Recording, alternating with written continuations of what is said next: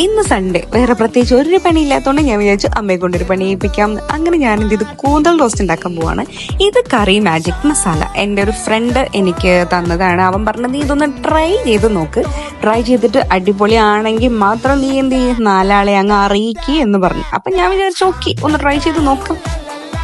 സംഭവം അറിയണം. അപ്പൊ നമ്മൾ കൂന്തൽ റോസ്റ്റ് ഉണ്ടാക്കാൻ എന്ത് ചെയ്തു, ആദ്യം ഉള്ളി, വെളുത്തുള്ളി, തക്കാളി, ഇഞ്ചി, പച്ചമുളക് ഇതെല്ലാം റെഡിയാക്കി വെച്ചു. എന്നിട്ട് നമ്മൾ പാൻ അടുപ്പത്ത് വെച്ച് എണ്ണ ചൂടായതിനു ശേഷം ആദ്യം ഇഞ്ചി, വെളുത്തുള്ളി ഇട്ടു. അതൊന്ന് വാടിയതിനു ശേഷം നമ്മൾ ഉള്ളി ഇട്ടു. എന്നിട്ട് ഈ ഉള്ളി ഇട്ടതിന് ശേഷം അതും ഇളക്കി അതൊന്ന് ജസ്റ്റ് അടച്ചു വെക്കണം, ഒന്ന് വെന്തോട്ടെ എന്ന് വിചാരിച്ചിട്ട്. അതിനുശേഷം നമ്മൾ തക്കാളി ഇട്ടു. അതിനുശേഷം സിമ്പിൾ ആയിട്ട് നമ്മുടെ കറി മാജിക് മസാല അതിലോട്ട് ഇട്ടാൽ മാത്രം മതി, വേറെ ഒന്നും വേണ്ട.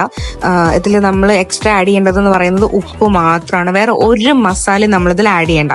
കാരണം അത് മസാല അതിലൊന്ന് പിടിച്ചു വന്നപ്പോഴേക്കും നമ്മളിത് കൂന്തൽ അതിലോട്ട് ഇട്ടു. അത് ജസ്റ്റ് ഒന്ന് ഇളക്കിയതിനു ശേഷം വീണ്ടും നമ്മളത് അടച്ചു വെച്ച് വേവിക്കണം. അടച്ചു വെച്ച് നമ്മൾ കുറച്ചൊരു 30 മിനിറ്റോളം കഴിഞ്ഞിട്ട് നോക്കുമ്പോൾ നമ്മളെ കൂന്തൽ റോസ്റ്റ് ഇങ്ങനെ ഇരിക്കുന്നുണ്ട് കേട്ടോ. ഉപ്പും ഈ കറി മാജിക് മസാലയും മാത്രം മതി ഗൈസ്, നിങ്ങളുടെ കറി അടിപൊളിയായിരിക്കും.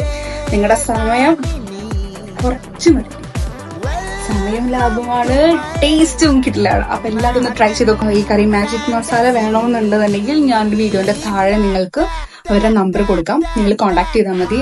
കേരളത്തിൽ എവിടെ അവർ നിങ്ങൾക്കിത് ഡെലിവറി ചെയ്യും.